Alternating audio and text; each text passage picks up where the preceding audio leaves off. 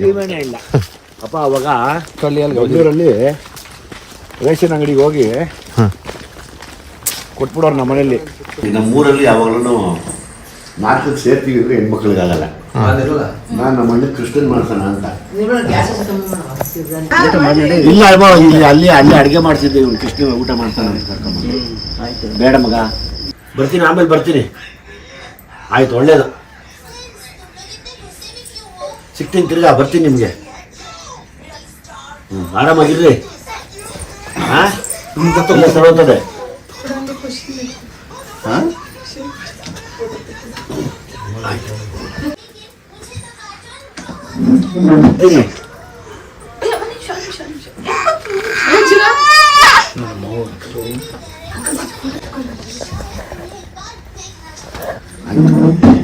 ಚೆನ್ನಾಗಿದ್ದೇನಮ್ಮ? ಏನು ನಿಮ್ಮ ಮನೆಗೆ ನಿನ್ನ ಬದಲಾಯಿಸಿಲ್ಲ?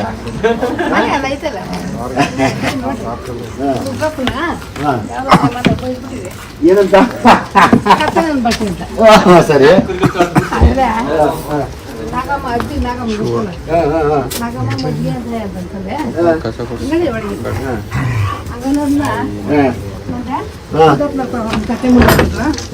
ಎತ್ಕೊಳ್ಳೋ ಸೂರ್ಕತ್ತಿ ಅಂತದ.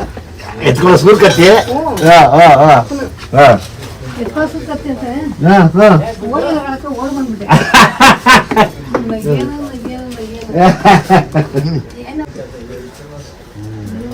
ದೊಡ್ಡವ್ರದು ಮನೆ, ನಮ್ಮ ಅತ್ತೆ ಕಾಲದ್ದು.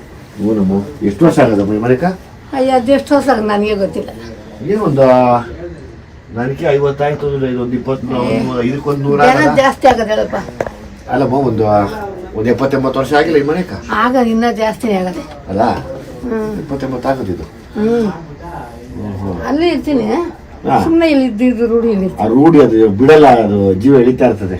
ಅತ್ತೆ ಸಂಪರ್ಕ ಮಾಡ್ರಿ ಮನೆ ನಮ್ಮ ಬೆಂಗಳೂರು ರಾಜರು ಮಾದಮ್ ನಾಗಮ್ಮ ಬಲೆ ದೋಸ್ತು. ಹೌದೌದೌದು. ಆಯ್ತು ನೋಡಮ್ಮ, ಆರಾಮಾಗಿದ್ಯಾ? ಹ್ಞೂ, ಆರಾಮಾಗಿ. ಎಷ್ಟಾಯ್ತು ವಯಸ್ಸು? ಶಾನೆ ಆಗೋದಪ್ಪ, ಅಂದಾಜು ಒಂದು 88. ಹೌದಾ? ಅಬ್ಬಾ, ವೆರಿ ಗುಡ್. ನಾನು ಶಾಲೆ ಆಗಿನ ಆಗೋದು ಹೇಳಪ್ಪ.